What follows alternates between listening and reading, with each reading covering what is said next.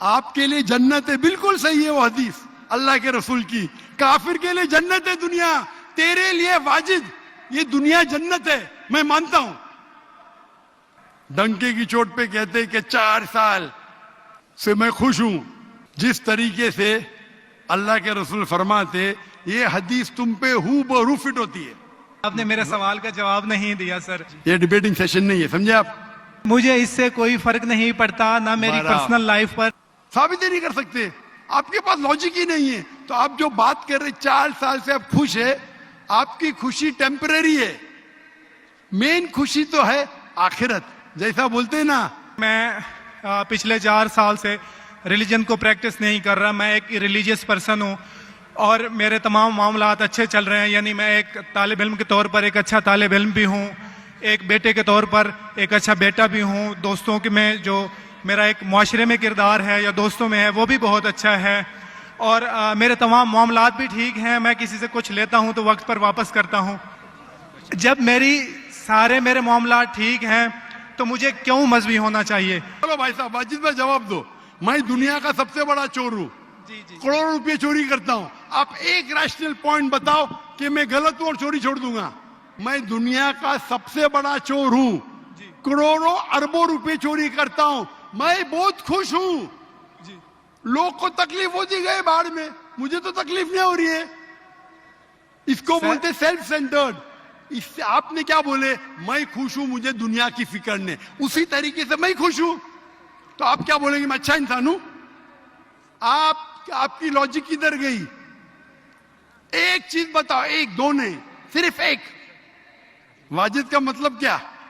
पाने वाला सर। क्या पाने वाला? पाने वाला। क्या पाया आपने? सर मैंने 4 साल पहले पाया। हाँ, अभी छोड़ दिए तो नाम तो बदलो। लोग को धोखा क्यों दे रहे?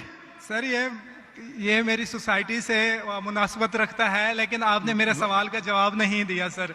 अटमोस्ट रिस्पेक्ट के साथ सर, वही तो बोल रहा हूं मैं ना। मेरे सवाल का जवाब के लिए मेरे तकरीर सुनो। Does God exist?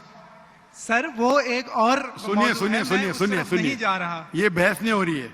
आपका सवाल खत्म हो, जवाब दे रहा हूं मैं। आप ये मानने के लिए डज गॉड एग्जिस्ट, जो लोग खुदा में नहीं मानते वो साबित ही नहीं कर सकते चोर गलत है। सर आप मेरा सवाल का दो, हिटलर को आज पकड़ेंगे, आपकी लॉजिक क्या सजा दे सकती है उसको?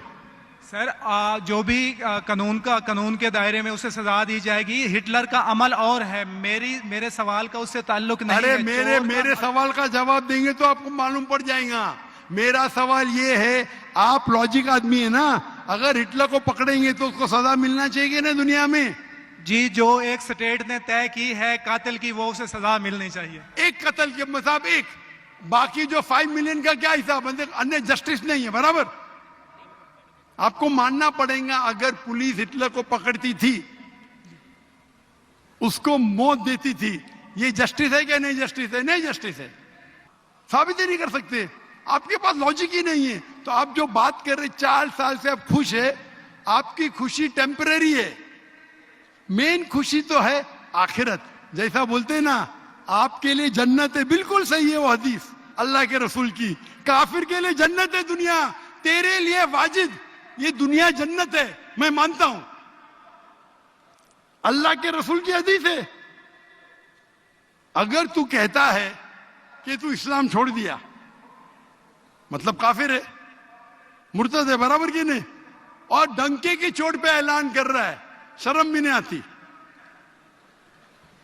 एक तो गलती करता है, डंके की चोट पे ऐलान करता है। अल्लाह के रसूल फरमाते, तेरे लिए ये दुनिया जन्नत है, हमारे लिए कैद है। आखिरत में दोजख में जब जाएगा, अंगार लगेंगी पांव पे तो ब्रेन विल बॉइल, भेजा उबलेगा। ये हदीस बिल्कुल वाजिद भाई, मेरी दरखास्त है, आप कुरान तर्जुमे से पढ़िए और उसके ऊपर तदब्बुर करो।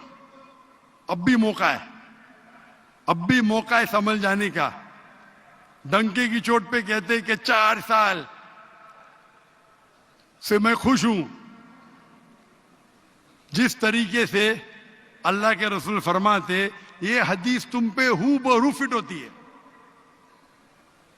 मेरी दरखास्त है कि कुरान मजीद को समझ के पढ़ो और हर आयत को समझ के पढ़ो, वो जबान में जो जबान पे आपको महारत है। और मैं दुआ करता हूं अल्लाह से कि अल्लाह तुमको हिदायत दे।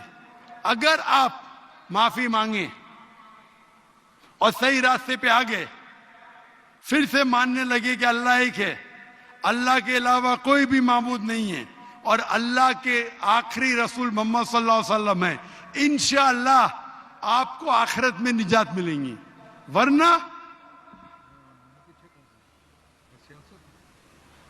आप खसारे में रहेंगे। मैं अल्लाह से दुआ करता हूं कि आपको हिदायत मिले और अल्लाह आपको हिदायत दे और आप सही रास्ते पे आ जाए फिर से।